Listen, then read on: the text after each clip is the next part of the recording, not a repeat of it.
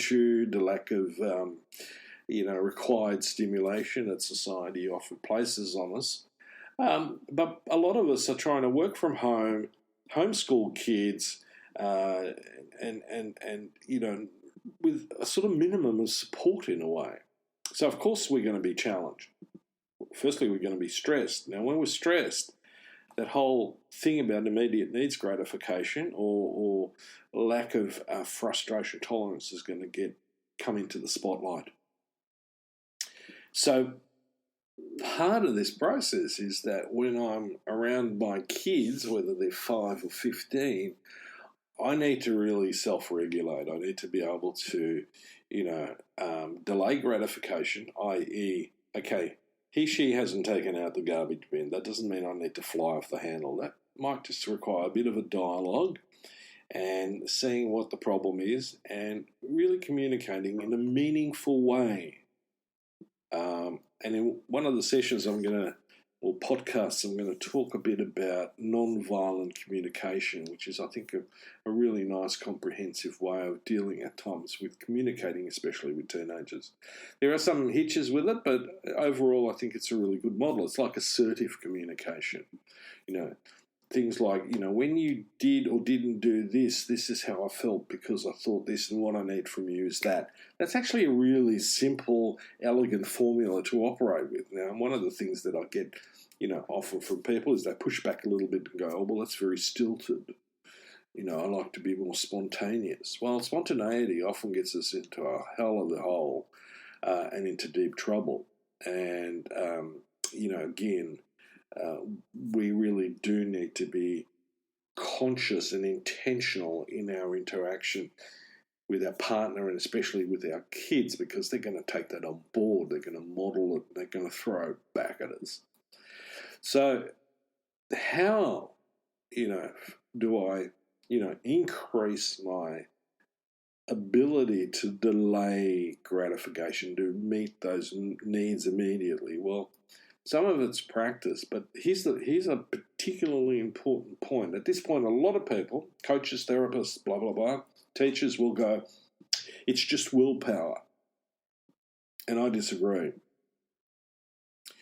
Willpower is not going to get you across the line. It might get you across the line occasionally, from time to time, but the tension will continue to increase.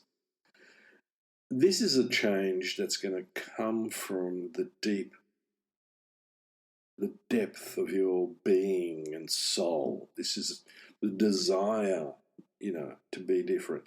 I had a conversation with a high school student the other day, and she wanted to know about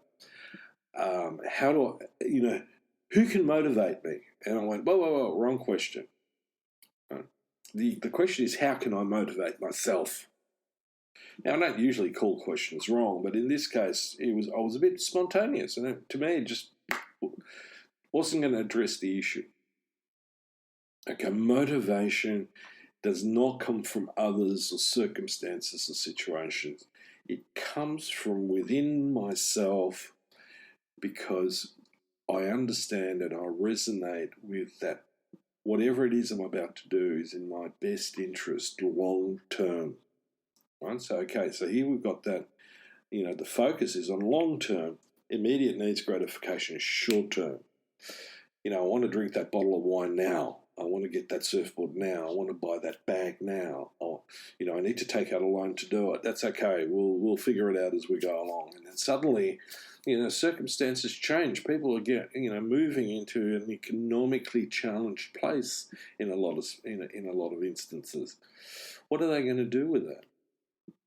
We need to think about the bigger picture at times, but it's important to be clear about the why. Why do I want this? And if it's simply because it's like an alcohol or a drug or gambling, it just immediately anesthetizes whatever emotions I've got going on at the time that I'm not in touch with, and I need to work that through. We can't move through life in an unconscious way. Well, we can, but it's pretty painful, difficult, and often gets us into some serious trouble with either loved ones or, in some instances, with the law.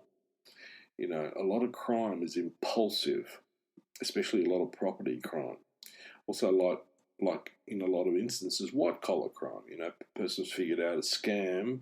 The scam's there to give them X, so they'll do it. If you're curious about that, watch Wolf of Wall Street as an example. Okay, so here we come to the point. This is take an audit. What are my values? What are they? Do they match with my actions? Do they match with who I am when I interact with someone in a difficult circumstance? How can I remain, as a parent, loving, respectful, demonstrate cooperation, demonstrating how you can regulate your feelings? Kids are going to crack it. They're going to give you a hard time. That's, in a sense, if you want to be a bit obtuse, their job, right? And if I respond appropriately, not only am I going to, be a better person for it, but they are too. And we're going to have a flourishing, loving, respectful relationship with some bump along the way. It's just part of the picture. And on that note, remember there is no perfection. And change is stressful, but you get a hell of a return on investment. Until next time, this is me signing off. Listening to Inspire Change with Gunter.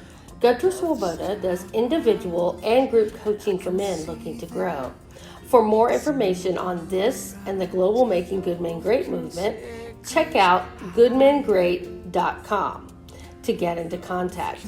If you have a topic for the show or would like to be a guest on the air, please email producers at miranda@noirtainment.com. That's Miranda, Miranda, at noirtainment, noirtainment.com. Thank you, and always keep inspiring change.